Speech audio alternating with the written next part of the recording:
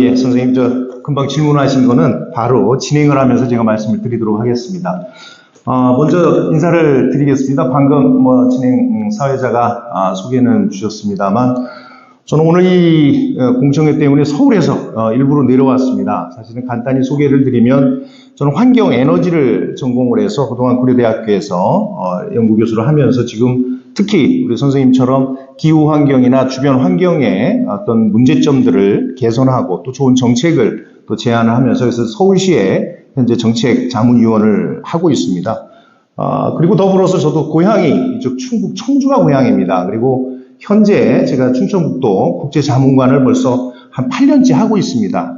그래서 기업들의 투자 유치 지원이라든가 정책에 대한 이런 자문도 하고 있는데 아까 요 내용에 대해서 보충 제가 설명을 하기 전에 바로 우리 주민께서 어떻게 보면 의견을 제시를 해주셨는데 그거에 대해서는 하나하나 답변도 드리고 또 보완할 것들은 이 자리에서 정리를 해서 앞으로 이렇게 보완하겠습니다라고 하는 게 이 공청회의 취지입니다. 그래서 특히 가능하면 앞에 나와주시면 더 활성화가 될 텐데 어쨌든 간에 선생님께서 지금 갖고 계신 또 오늘 참석은 안 하셨지만 아마 제가 여기 인구 조사를 해봤더니 한 19,200명으로 줄었더라고요. 한 200여 명이 빠지셨더라고요. 입주 세대가. 어쨌든 오늘 오시지 않은 분들도 아마 많은 궁금증이 있으실 겁니다. 그래서 그런 내용들은 우리가 꼼꼼하게 적어서 보완할 수 있도록 할 거고 지금 발표한 내용은 사실은 확정된 게 아닙니다. 그동안 요 환경 영향 평가를 위해서는 사전에 이쪽 지역에 대해서 면밀히 조사를 합니다. 그 조사한 거에 대해서 앞으로 환경 대책은 어떻게 할 것이고 지금 또 여기 어떻게 보면 주민들께서 갖고 계신 이러한 어떤 요구사항이나 또 우리가 또 개선할 사항들은 얼마든지 더 반영을 해서 이렇게 진행을 할 거기 때문에 그런 말씀을 오늘 시간에 한 말씀씩 주시면 굉장히 좋을 것 같습니다.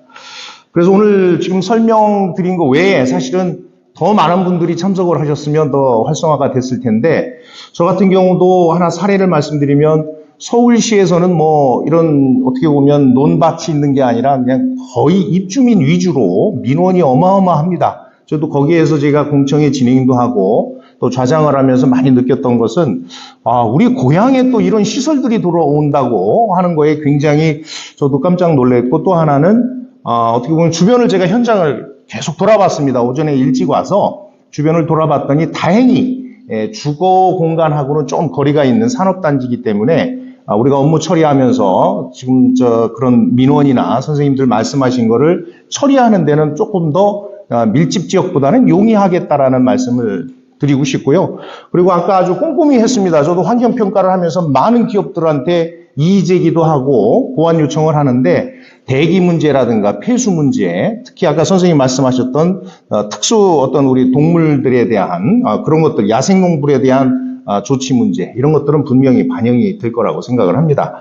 그래서 우선 제가 많이 말씀드리는 것보다는 저는 그때 질문에 사례라든가 이런 내용을 말씀드리는 거로 하고 자 방금 선생님 말씀 주신 것 중 한 두 가지인데 오폐수 문제하고 그 야생동물에 대한 거 혹시 계획이 있으신 거 있으면 말씀을 주시죠. 드리겠습니다.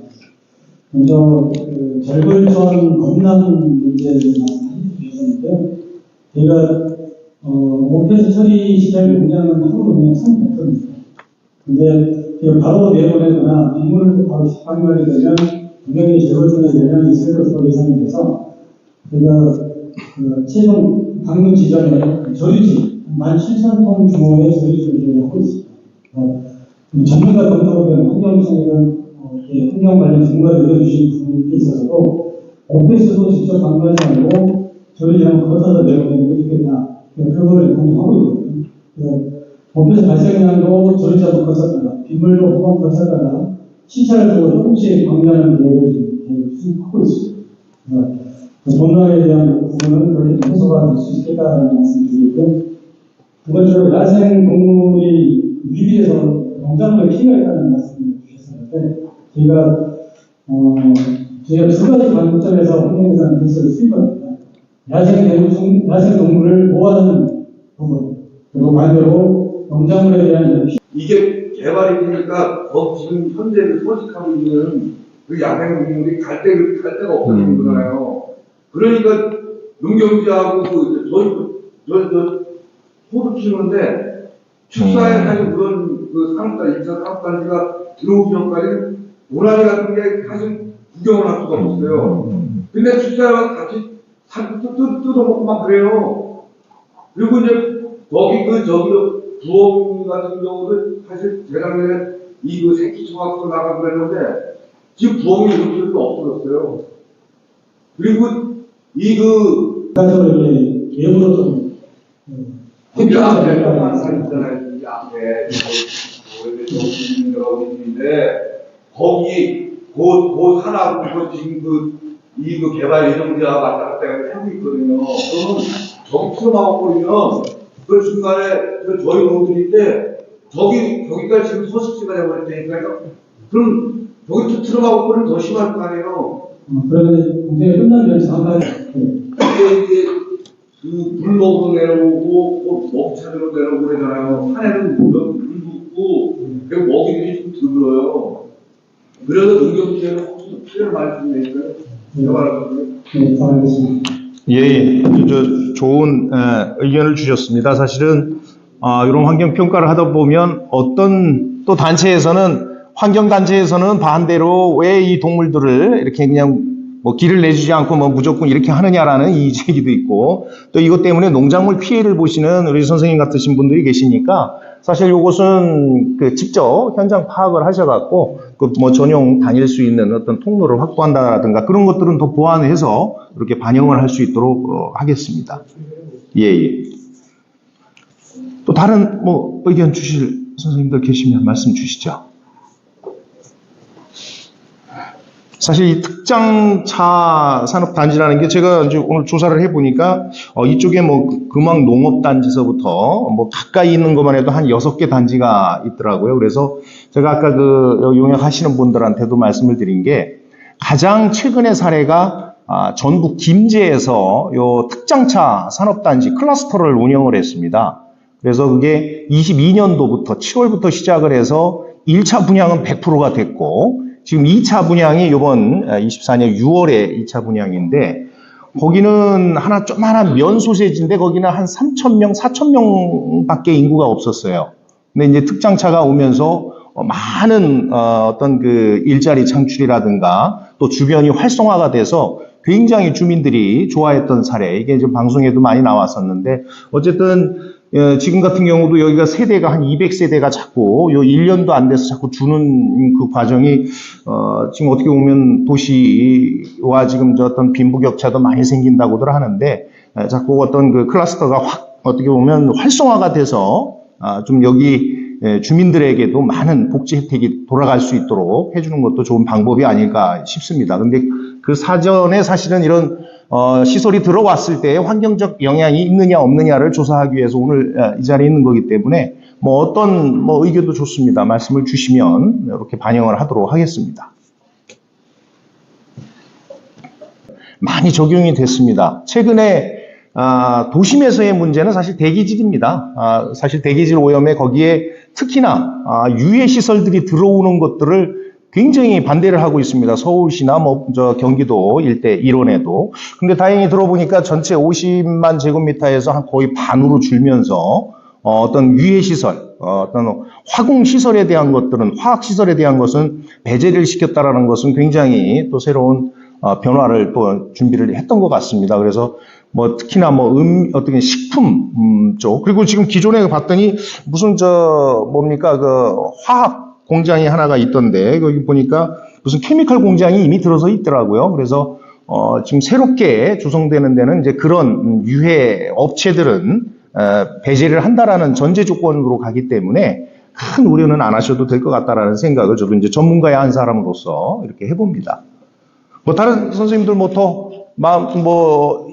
애로사항이나 이런 것들이 있을 수 있다라는 게 있으시면 지금 말씀을 주시면 바로 여기는 그 실제 시행하실 분들 그리고 그거를 설계에 반영하실 분들 모든 또 책임자들이 다 와 계시니까 또 여기 아마 이쪽 읍에서도 아마 참석하고 계신 거로 알고 있기 때문에 말씀 주시는 게 가장 좋을 것 같습니다.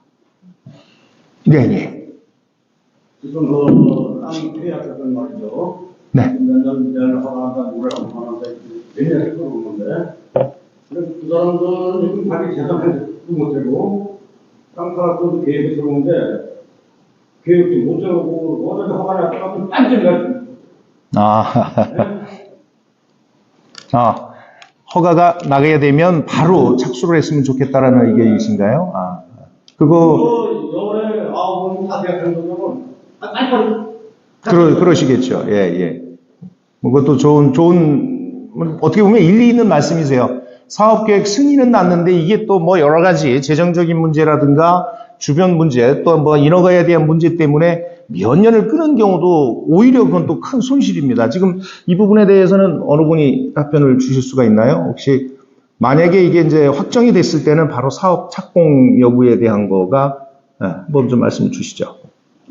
1차적으로 행정적 지원이 되신다면 도에는 굉장히 빠르게 진행될 거라고 저는 생각을 합니다. 지금 최근에 각 지자체별로 굉장한 경쟁입니다. 사실 외자 유치에 대한 것도 그렇고 내부의 산업체 유치에 대한 것들이 굉장히 빨리 움직이고 있습니다. 이게 하나의 이제 각 지자체의 경쟁력이 됐기 때문에 지금 우려하신 대로 진행이 된다면 굉장히 빠르지 않을까 이런 생각도 해보고 저도 만약에 뭐 도움이 된다면 뭐 지사님이나 등등 관계자들하고의 이런 협의를 거쳐서 이렇게 한번 지원이 될 수 있으면 좋을 것 같습니다.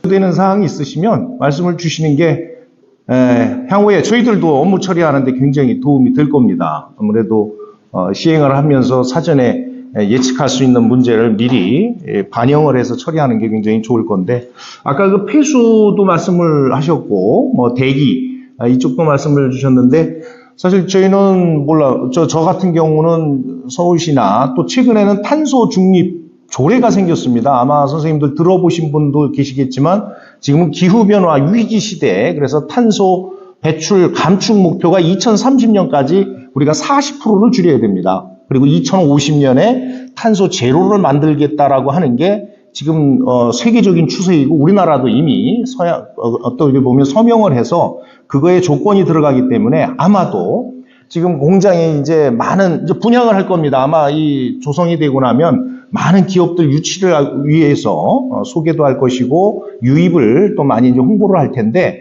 조건이 아까 좋은 그 내용 중에 좋은 게 뭐냐면 여기에 아까 그 유해성에 대한 기업들도 물론 배제를 시키지만 두 번째가 신재생 에너지에 대한 기술들을 적극 반영하겠다라는 것은 굉장히 이건 전국적 추세입니다. 사실 제가 이제 전문가로 활동하다 보니까 서울시 같은 경우도 전국의 농공단지를 전문적으로 분양하는 기업들이 있습니다. 그 기업에서 지자체에서 선별 조건이 뭐냐면 그 기업들에게 아리백 기술을 적용하는 조건으로 분양을 합니다. 그래서 그 사람들이 예를 들어서 우리가 아까 말씀드렸던 신재생에너지 기술을 적용한다라든가 또 배출가스가 그 기준 이상이 들어가면 제재를 가한다라든가 등등의 이런 내용들이 있기 때문에 아마 주민분들께서 우려하시는 것들은 뭐 크게 염려 안 하셔도 요새는 이제 정부에서 오히려 또 강력한 규제를 하고 있다라는 말씀을 더 보충해서 드립니다.